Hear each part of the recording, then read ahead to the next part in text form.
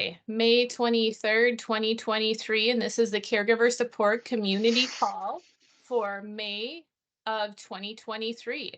I'm going to quickly share my screen just so that you guys can all view the agenda. We'll go quickly over it so you have an idea of what to expect for today's meeting. And then we'll roll right into the information that we have available for you today. I'm sharing my screen from the GWAR website. And for those that are newer, or just as a reminder for folks who've been in your role for some time, how you can find all of our webinar series information is by going to technical assistance, family caregiver support, and then scrolling down here to the bottom, you'll see that the webinars have been recorded and archived since 2021. My predecessor, Jane Mahoney, did a fantastic job of organizing and capturing all the information. And then if you click on today's meeting agenda, this is where you would also find any login or call-in information, notes soon, as well as the recording and any other material pertinent to today's discussion will also be saved here. So as a quick overview for today, we will have some really robust, I assume, advocacy updates from Janet. There's been a lot happening in the past couple of weeks, a lot of really good excitement around some really important issues for the populations that we support and serve. We also have updates from Lynn and myself. One of them is a question that I had that I wanted to share out with you caregiver coordinators in hopes that if you have some experience, you might be able to share with myself. And Nicole from DOOR is the one who had the question. Much of our conversation today from about 10:25 to 11 will be a Trualta presentation. We haven't heard too much of them in the last couple of meetings this year just because we had other meeting content needs. And with that, I will go ahead and stop presenting and allow Janet to either share her screen or just take it away and share updates. Good morning. I'm not going to share my screen, but I will share updates, and I will share those with Bryn to upload with the meeting minutes since there is a lot to cover. I want to start out with, Janet Zander, Advocacy and Public Policy Coordinator with GWAR. I want to start out with a state budget update. Earlier this month, the legislature's Joint Finance Committee, who are the budget writing committee, passed a motion that removed a lot of items from the governor's budget. Among those things removed were the family caregiver tax credit and the family and medical leave expansion and FMLA benefits insurance programs, as well as a variety of things related to our home and community-based service workers and the wages that they have. That said, that means we won't be discussing it in the budget. We won't see those things advance in the budget. It does not mean we can't advance it through standalone legislation. So we'll continue those topics, but we'll move them to our legislation side and outside of the budget process. Still in the budget are the respite increases of $200,000, some funding for aging and disability resource centers, and some additional lifts for some like personal care workers, et cetera. We're still working on some wage lifts there through some other mechanisms. So I want you to know that there's still a lot happening in the budget. There's a lot happening outside the budget. But in order to keep the things that we want that are still in the budget, like the ADRC funding and dedicated caregiver support funding and dedicated respite funding, we have to continue to communicate with our state legislators. So I have included in my update to all of you and ask for you to reach out. And if you can't, and ask for you to share that with your caregivers and your support groups and the people you work with in your community to lift these things up by making contact with their legislators, either by email, by phone, whatever works most conveniently. And I've given you links to do all of that. That's the way we're going to get those things into the budget and keep them into the budget at the levels that we'd like to see funded. There is also a lot happening at the federal level. We now have a bill reintroduced into Congress that would provide paid family and medical leave benefits for up to 12 weeks.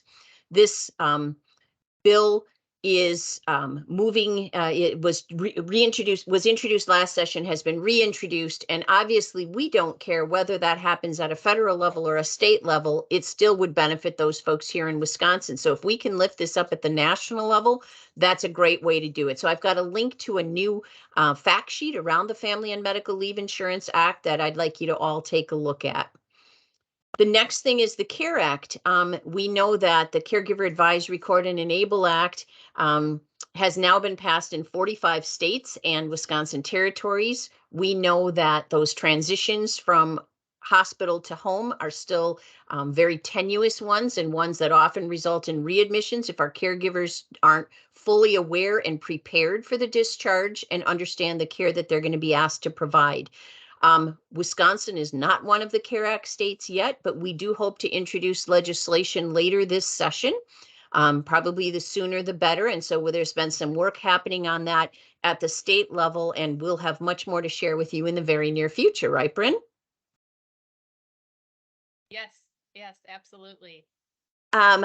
The Act on Raise campaign is an opportunity for us to lift up the national strategy around to support family caregivers. And this is a campaign that brings stakeholders all across the care continuum. So aging groups, patient advocacy groups, disability groups, caregiving groups, to help strengthen our first ever national strategy that'll impact 53 million caregivers. The campaign is focused on mobilizing and aligning stakeholders, educating policymakers, and really raising awareness of the far-reaching impacts on caregiving families. The goals are to accelerate this national strategy so we can put some of these things into action and strengthen federal level coordination around that. And I have a link for you individually, your organizations, others in your community to sign on in support of this strategy campaign. And last but certainly not least is at the federal level. Work continues on the federal fiscal year 2024 budget, particularly around Older Americans Act funding. Lots of folks, of course, watching to see what happens with the debt ceiling limit and how that might impact our funding. But our national partners are pushing for strong funding for the Older Americans Act programs. In particular, they're looking to double the funding for Title III-E, the National Family Caregiver and Support Program. That is a recognition that caregivers are have high level of needs right now. It has not dropped off after the pandemic. They're very impacted by our workforce shortage, and we need some additional funds to continue to support these caregivers so that they can sustain the work that they do. So there is an action alert to reach out to our federal legislators to make sure that those funding levels can move forward. So it's a doubling the funding of Title III-E as well as Title III-B supportive services and our Title VI Native American programs, which include nutrition and caregiving. So no one's being left out on this one. It's really important. We have a lot of needs here in Wisconsin, including in our nutrition program, but this is an opportunity where our federal partners are recognizing the importance of Title III-E, and we really want to get that across the finish line. So look for all of that in the hard copy update that Bryn will upload with the notes, and please reach out to me if you have any questions. Thank you so very much. All so good information, and usually a good deal of these updates are also in the GWAR newsletter. Janet does a fantastic job communicating out those calls to action and other information. So if you are not yet signed up for the weekly GWAR newsletter, I threw that in the chat. You're welcome to subscribe to that. I'd actually encourage you to do that because you'd also get family caregiver updates as well and other Older American Act programming updates. With that, next on the agenda are updates from Lynn with Wisconsin Department of Health Services and Bader. Welcome back. Thank you. Good morning, everyone. Yeah, I've been gone. I've been out of the office for 3 weeks. If you didn't notice, that's great. If you did, I'm sorry. But I'm back and still trying to get through my emails, so I apologize. I don't have a whole lot of updates, but Janet, that was wonderful to hear what has been going on, and especially that doubling of NFCSP. That would be wonderful. But the only update I've got for you today is to let you know that when I returned from vacation, I found in my inbox an invitation to join that the National Raise Committee, the advisory committee at the federal level. And so I was really excited to see that, and I sent back the acceptance letter. So, the national strategy was created by that advisory council, and now that the strategy has been is in place, the next step, I think, this next group of the committee will be to implement it and how we're going to do that. So, I haven't got a whole lot of information yet about what they expect from me, but I do think it's a good reflection that at the national level, they recognize Wisconsin has been trying a lot of really good work with caregiver supports, not just our department, but all of you and our network and everybody who's trying so hard to implement that national strategy. So I look forward to hearing more about what they expect from me, and I'm sure I'll be in touch with you as well. But that's really my big news for the day. So thanks. Well, that's huge news. Congratulations, and what an opportunity and a powerful voice for all family caregivers, specifically family caregivers in Wisconsin. So thank you for throwing your hat in the ring, and so glad you were accepted. Thank you. With that, my updates are already in the bullet points of the agenda. Again, these will all be notes updated in later documents on the website, but for my own reason, trying to navigate the mics and to make sure I'm letting people in and to make sure the webinar is moving smoothly, a lot of my updates are already in here. So you likely have read that we've received 28 responses. Which I was a little disappointed by. We have several dozen people attending or viewing these webinars. So I was hoping to get a little bit of a greater response as to whether or not folks might be interested in an in-person meeting in September. There are certainly travel restrictions for some. Either the meeting isn't long enough to justify that travel, or possibly the opposite. They don't have a full-time caregiver coordinator position, so really any travel is going to be a bit of a hurdle. I am very lucky that Cindy with Stevens Point, so that's Portage County ADRC, has a very open and welcoming hybrid conference room that we will host a meeting from 1 to 3. So it'll just be a couple hours. We'll see how it goes, get back in the groove of meeting in person once again. And we're looking for topics. I've certainly opened it up to Janet. She has so much information to share. So that might be a really good opportunity to have some meet and greet time, ask questions about advocacy, especially since so much is now on the horizon. A couple of other topics that have come to my attention as far as requests are kinship and relative caregivers.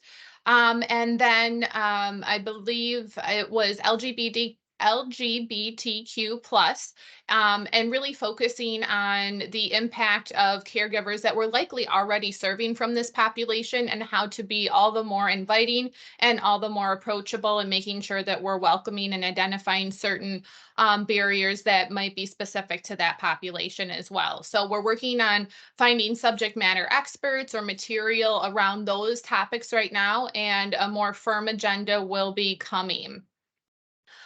We did have a little bit of time today slated for the Brown County Excel spreadsheet that Terry had reviewed with us some months ago. There were just a few errors in it, and it did not make sense to duplicate that problem so that others were also experiencing it. So she's going to take that offline, do some work, and we'll revisit it if we can in the future. Otherwise, I think we're just going to continue to move forward, and Terry always has wonderful updates. So if it's not the Excel spreadsheet, I'm sure we'll hear from her again in the future. And then my last question is actually one to all of you, and you're welcome to email me, put it in the chat. It's a question from Door County, and I appreciate the perspective that they're coming from. They'd like to host a caregiver recruitment event to help and partner with their adult day program and other in-home care providers.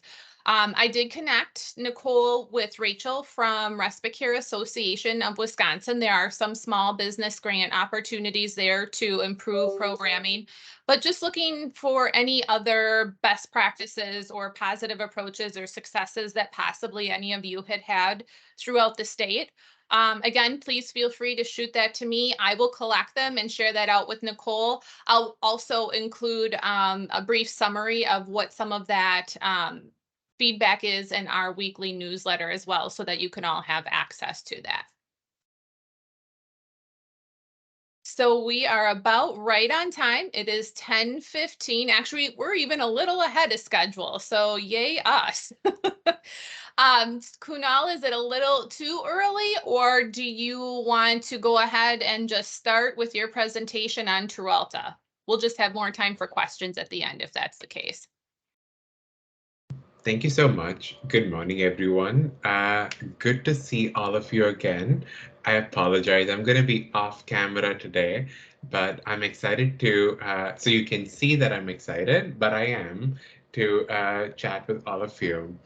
I want to begin with a couple updates on some of the work Bryn and I have been doing behind the scenes and give you guys and share that with you.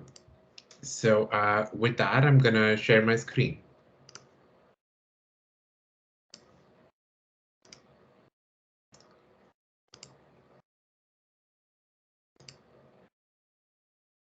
Can you confirm that you can see my screen? Just a thumbs up. Perfect. Thank you so much. So over the last couple months, actually, there's been a couple questions and there's been some confusion around how to manage multiple staff accounts at the county level. So, for example, at Columbia County, there are 3 staff members. So, how when there's a caregiver who registers to a new caregiver who registers to the platform, how does the system decide which staff member to map them to? So we've come up with this workflow where there would be a single central intake staff account for every county. For example, when I click on sign up and let's say I'm a caregiver in Racine County and I'm caring for someone over 60 who has memory loss or dementia. When because I've selected Racine as my county, I would automatically be directed to Racine County support. Now, this is a central account for all of Racine County, and all staff at Racine County would be able to share the login details. That is an email and password. Now, when that happens, all of you can share each other's caseloads as well. For example, if one staff member is on vacation, if they're taking some PTO, well-deserved in Greece, someone else should be able to cover for them very seamlessly, and this would be a mechanism to do that. The other staff member can log in using the same email and password and recommend content to the caregivers if required, or monitor their engagement and all of that stuff. Now, this is not something that is mandatory. This is not something that has to happen, but I'm going to pause and I'm going to get your opinion on what do you think about this workflow? Do you think a shared account for all staff would make sense for your county? If not, also let me know why not, and we can talk through it.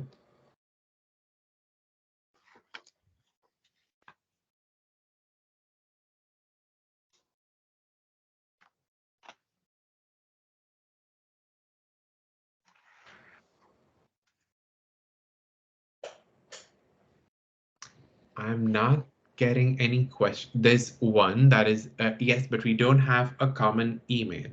That's a great concern. So if you don't have a common email, there's 2 alternatives. First of those is we could create you could create a new email for your county with the IT department. But if that is not an option, then we can just use one of the staff members' emails. That is, let's say Bryn is a staff member at Columbia County. So we just use Bryn's email and set a password that is safe to share with all of the other staff members at Columbia County. And that is a way we can set up a central intake account. It would be one staff member's email, but then all others could be able to use it as well.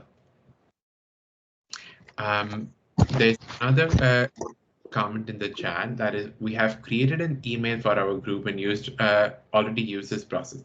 Thank you so much, Shirley. Do you want to chat about what that experience was like?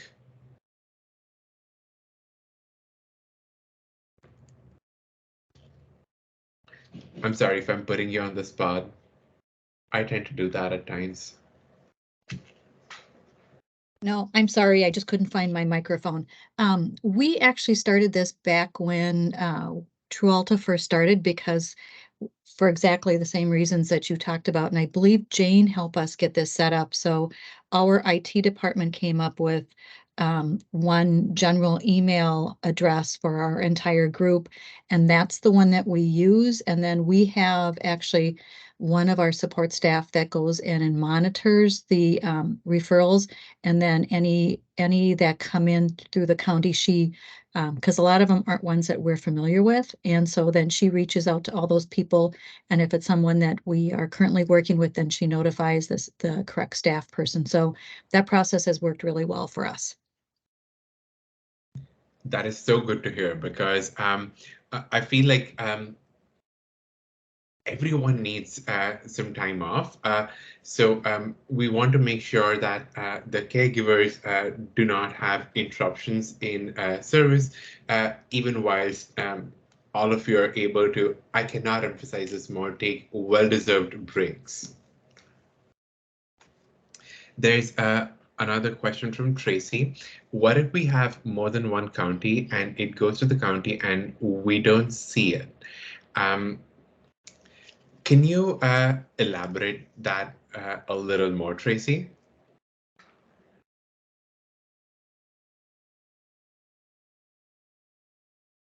So I'm understanding that there's possibly 2 or 3 counties under your jurisdiction, and is that what you're referring to?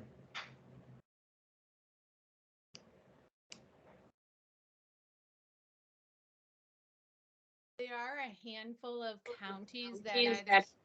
Oh, go ahead, sorry.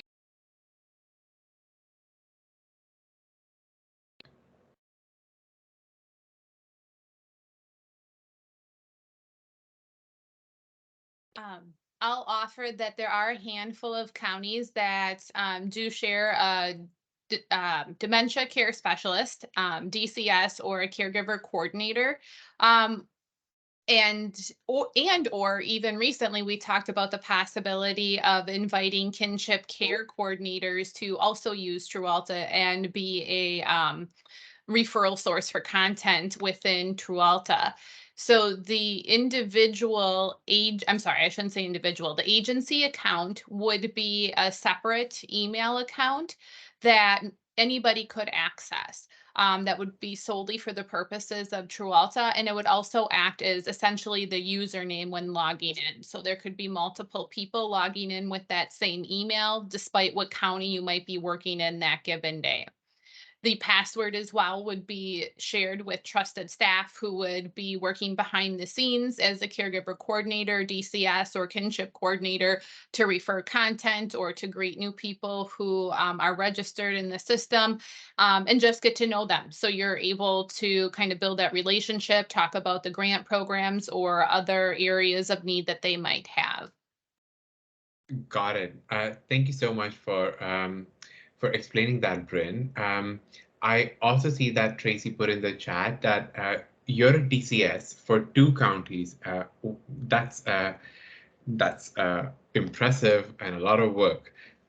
When someone from one of those counties comes on, I'm not notified. So Tracy, because this is a little bit of an edge case, what I would recommend is if you want to manage your caseload on one dashboard, then it might be better if you invited caregivers to the platform. And just to recap, inviting caregivers is going to happen on on your dashboard using the Add User button. When you click on Add User, you'll be asked to put in their first name, last name, and email address. And then when you click Add User, the caregiver will automatically receive an email with a link to register. And when they do register, you will be notified that they have activated their account. Is there a way, this is Ruth from the Racine County ADRC, and is there a way to merge existing accounts? Because we have one agency username, one password, we just started that, but I can't see the current caregivers that are using that. I can only see it when I log under my specific account information where I've invited those caregivers to join. So we have very few people that take advantage of the True and Racine County, but it would be nice for the four of us who are caregiver support specialists to see that activity now that we have this one account. Yeah, absolutely. Thank you for the question. I definitely think that makes a lot of sense to have all caregivers in one county on one dashboard so that it's more, interoperable. That is definitely possible. We can make that happen on the back end. Also, I think that is going to be that's a good segue into what I was going to share next. If you're interested in this workflow for your county, there's only one thing that is required from your end, and that is to send us the email address of the central intake account. It could be a new one that your IT department has set up, or it could be the email address of one of your staff members, and then pass it on to Bryn. Now, Bryn and I have this workflow going forward where we're using like a template or a sheet to communicate and put down all details on there. So Bryn will activate that account and then let me know, and then I will let our product team know so that they will have that mapping set up, and all of the existing caregivers on the staff members at that county will be transferred to the central intake account as well.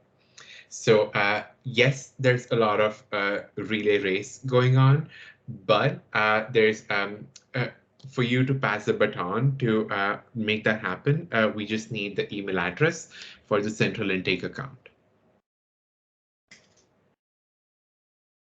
I also see Terry mentioned that there's two of them working in caregiver support right now, and they had IT create a specific email that both Jess and her can access. And it's been a really big help. Thank you so much. That's really good feedback. All right. So if you guys are interested, I definitely encourage it. Please send that email address to Bryn. With that, I wanted to share some of the new updates that our team has been working on. And let's begin with some of the new content on the platform. This is very timely because we have Caring for Kids content on the platform now, and we're talking about kinship providers and kinship caregivers. So I think this is extremely timely. So what exactly is the Caring for Kids content? The person providing care to a child or a grandchild with a disability or who needs complex medical care and is constantly advocating for their child definitely needs some help. They may feel isolated or alone while navigating health and education systems with their child and may feel uncertain about whether they're doing the right thing. They may also feel like people around them don't really know what the child's needs are.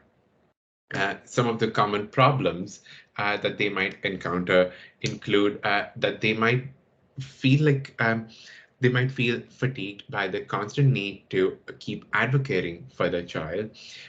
They're not always seen as an expert or a resource by caring professionals. There are times when they could feel um, alone or anxious when waiting for a diagnosis or assessment results, and then frustrated by other people who just don't understand what it's like to care for their child.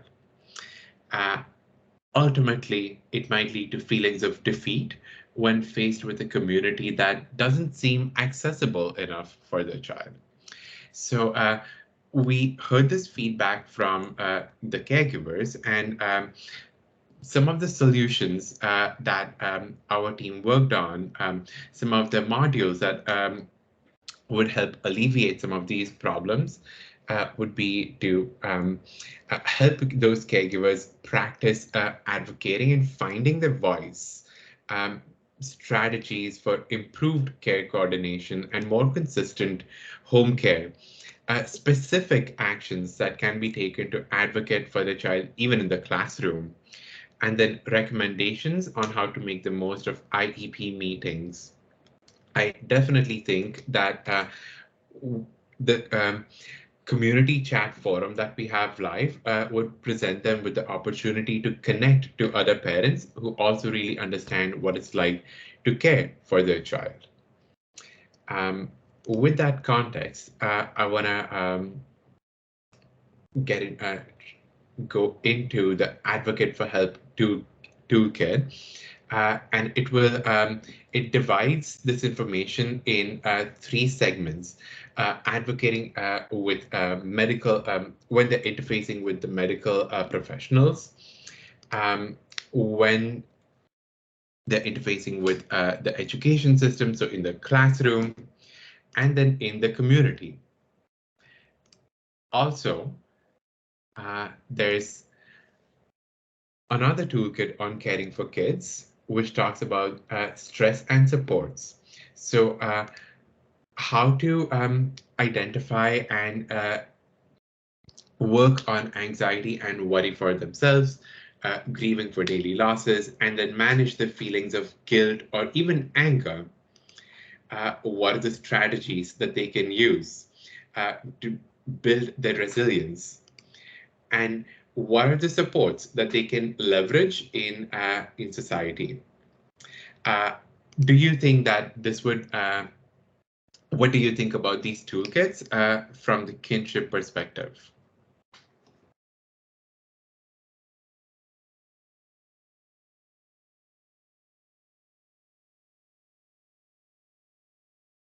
So this is Terry from Brown County. I'm excited to see this content, so thank you. I'm excited to share it or anxious to share it with the grandparents who are raising their grandchildren that I'm working with. So I can certainly give you some feedback, that I hear from them. Thank you so much. As always, I appreciate your advocacy. Another toolkit that I want to highlight is on mental illness. Again, this is fairly recent, and there's information on the platform for caregivers of people with mental health conditions. So again, I want to begin with some context. So why have mental illness content on the platform? The concerned caregiver supporting someone with mental illness may often feel unsure of how they can practically support the care recipient and maintain a relationship with them while not neglecting their own mental health. It can also be hard to navigate and encourage professional help for them, leading to overwhelm and leading to a lot of overwhelming emotions and over-reliance on the caregiver. Some of the common problems that they encounter include that they're unsure of what to say to show support. what professional help is available, how to access it. When the professional help or professional support is resisted, how do they feel helpless on how to circumvent that? And then it gets a little more sensitive when there's suicidal ideation present, there's uncertainty on what to do, and there's a feeling of getting overwhelmed with balancing their own mental health while caring for someone else. Some of the solutions using the same process that our team worked on with the Caring for Kids content. Some of the solutions they worked on are the ability to support and validate the care recipient would be very important for the caregiver, and there's lessons on these toolkits for that. It includes tips to encourage the seeking of professional help, and then tools to create a safety plan for suicidal ideation. There's mindfulness strategies as well to improve gratitude, acceptance, and awareness. There's three main features in each toolkit, and that is mental illness basics, communication and relationships, and then getting help. If you see, there's some content on anxiety and PTSD care, especially helpful for caregivers of veterans. If you're in contact with VA groups, I would highly encourage sharing this resource with those caregivers. It has some questions on, will anxiety ever go away? Some of the frequently asked questions, and then tips and strategies on how to manage those. Also, there's a toolkit on depression and bipolar disorder. So what is some of the basic information that a caregiver should know? And then again, what are some tips and strategies to navigate these delicate situations?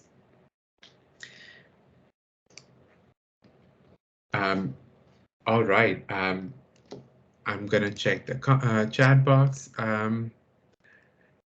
Thank you, Lynn. Thank you for sharing your feedback. Lynn has said very much needed modules for family caregivers. Mental health is a especially tricky topic to approach when a coordinator is not a mental health specialist. Absolutely. I'm glad that we're no longer in as much of a taboo environment where talking about mental health is, a taboo. So I'm glad that we're able to provide these resources for the caregivers.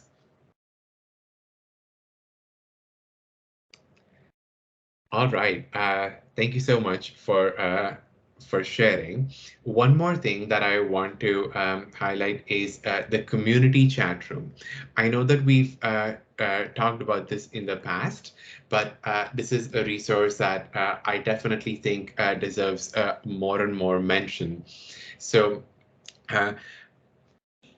many times caregivers they come onto the platform for the education, but then they are missing some social and community features where they would be able to learn from their peers. There's nothing better than hearing from a fellow caregiver what they did in a tricky situation and what helped them. So that is the reason we have the community chat room on the portal. Caregivers can use their existing account to log in and just participate in these discussion posts. They can even post new discussions. They can follow topics as they wish. There's also a topic on LGBTQ plus caregiving. I just wanted to mention it because Bryn kind of surfaced on it earlier in the meeting. And then it is like a throwback to the early 2000s when discussion forums were such a big thing, and we all feel very comfortable with that as well. So it's got a similar format. Some posts are long, some posts can be short. Caregivers frequently put in a lot of good ideas and suggestions on here. So if you're chatting with your caregivers, I would very much encourage you to share this information with them.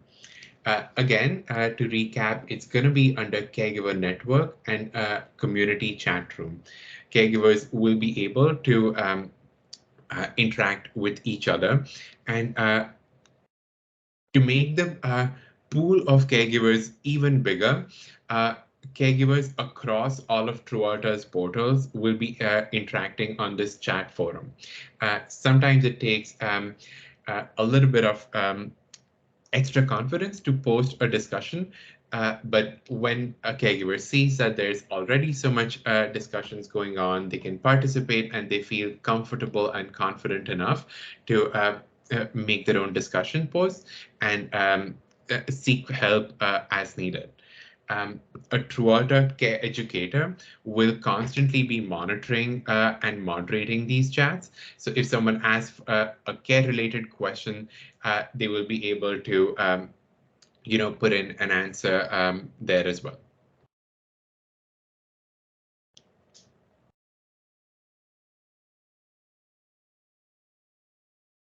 Thank you so much. That is all the updates I had for you guys.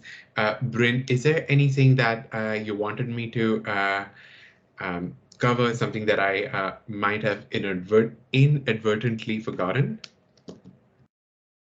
I think you did a great job covering the new updates. Sorry, I hear a little echo. It's okay on my end. Okay. Okay, good. I would just offer, because we do have quite a few new folks on the phone or joining, and even looking back over the past 6 to 9 months, there's a number of new faces just newer to the role, or maybe helping to share in some of the responsibility related to our caregiver grant programs. DHS and GUAR in partnership offer Trualta for Wisconsin family caregivers free of charge.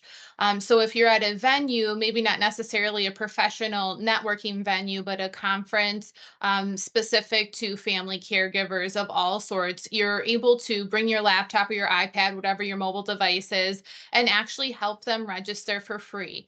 They do need to have a email. Sometimes that's a hiccup, either because they don't want to share it or because they don't have an email. So just be aware that if that's a piece that's missing, what you are still able to offer is content. The best way to use Trualta is, what I'm hearing, is becoming most familiar with the content. So that may require very intentional time carved out of your calendar daily, or probably more like weekly. We've also offered Kunal as part of these statewide meetings every other month for a little bit more than a year now, just so that if you haven't been able to keep up on some of the updates and the content that's available, just join us or review the webinars, and we will have quick recaps about that.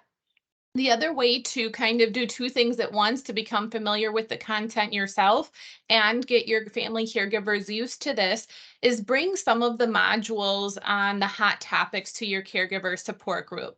You're able to review it together. Most of them are readable, at least the ones that I've touched. You can hit the play button at the bottom and it'll even be audible.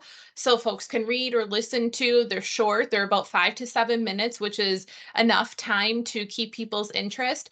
And then that not only allows you to prepare content and get more familiar with the Trualta articles and education lessons, but then you have this opportunity to discuss the content of the module that you just viewed with your family caregivers as part of a caregiver support group. So that might just be one way to slowly eke into it if you haven't yet gone, jumped into the deep end of getting to know Trualta. There's quite a few resources on the Wisconsin staff space. Some of them are webinars related to how staff can use them, marketing materials that can be edited to have your county logo or your ADRC logo or your aging unit logo. So please just be advised that that is there. And if you do not have that link, I will actually put it in the chat. And bookmark it. I've been learning my lesson as I chat with new staff that there's usually quite a few bookmarks I end up sharing with them, and kind of becoming to create a little bit of an education manual of sorts. So once you have that bookmark, it's easy to touch those webinars and to get to the material you need and to use Canva. So I would just offer those pieces of tidbits I've heard from folks throughout the network. Thank you so much, Bryn. As always, you do a fantastic job summarizing workflows and everything. Thank you.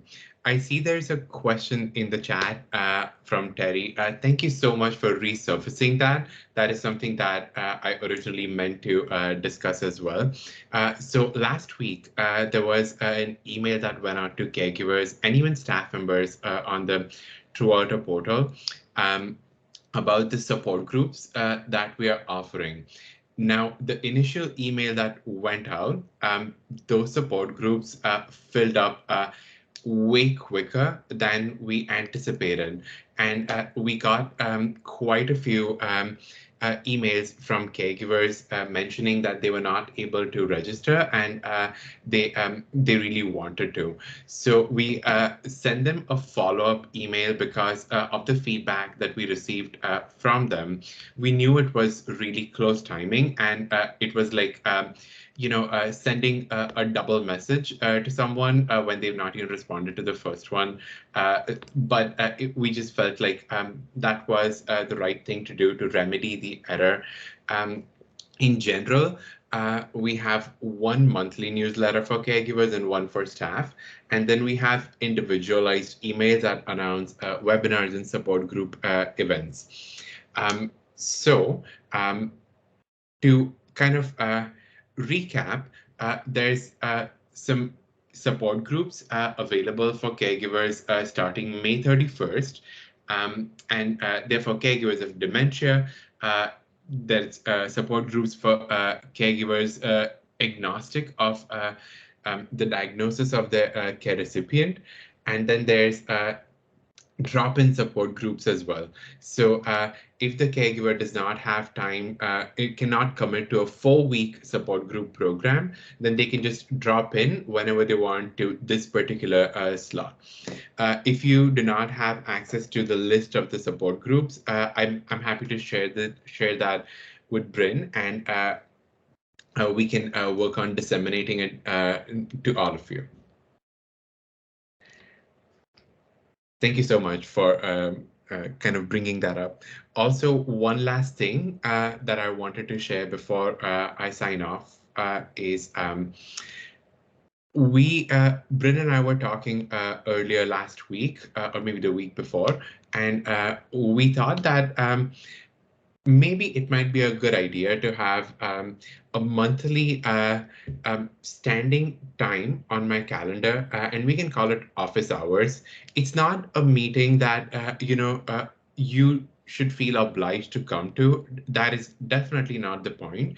But then if you feel like you have questions about the process, if you want to chat about some best practices, if you just want to share some of the feedback you're getting from caregivers, and you want to do it, face-to-face, like virtually, you can just go on to the drop-in office hours meeting. Now, we want to do that, but we're kind of debating what time should we set it up at.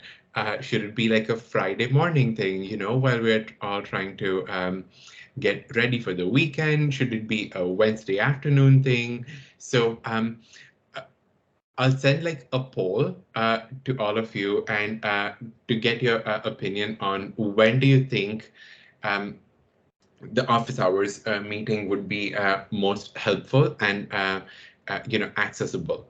And then we can reassess in maybe a couple months to change or switch up the time.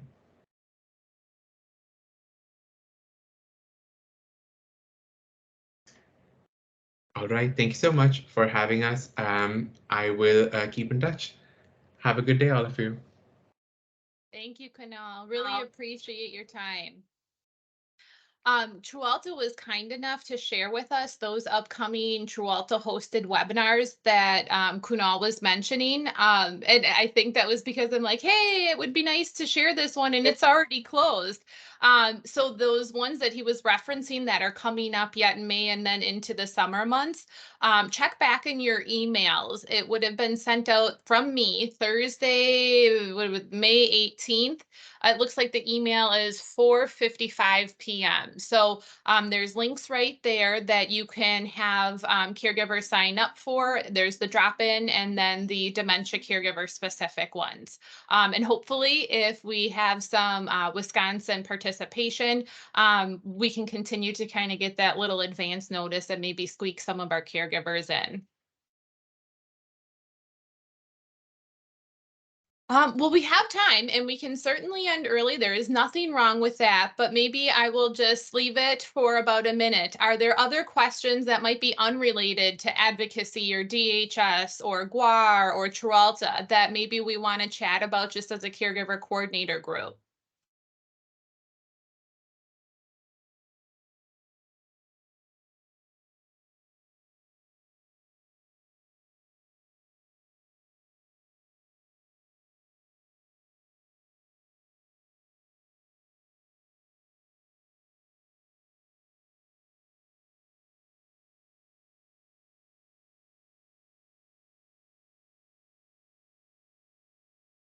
Okay. I had some awesome opportunity to meet so many of you face to face yesterday at the Alzheimer's Association. I think maybe because this might have just been the first or one of the first opportunities for so many of us to get together and meet again. There was such an energy. I felt the same thing actually at Wisconsin Aging Advocacy Day, not too long ago, maybe a couple weeks ago. What was proposed is maybe what we would do is find a time for those who might be able to attend the Alzheimer's Association conference next year, where we could just come together over lunch and have a few tables set together. It sounds like the DCS group did that, and it's just networking. It's not going to be, scripted or formatted, just very loose and comfortable, informal, trying to get to know one another and swap ideas and see what is working best for you. So as next, what would that be? Next May approaches, maybe we can just find out a little bit more about folks who are coming so we can all get connected, and then we'll have a few tables that we can chat with, have reserved for us to chat with one another. Okay, I don't see anything coming through the chat box. People already have logged off. So I will just say thank you. I appreciate your time. I know you're busy. Always reach out if you have questions. And don't forget that one question about whether or not you've had a caregiver recruitment event. I'd like to get back to Nicole and Door County with any successes you may have had. Take care, everybody. Have a great day.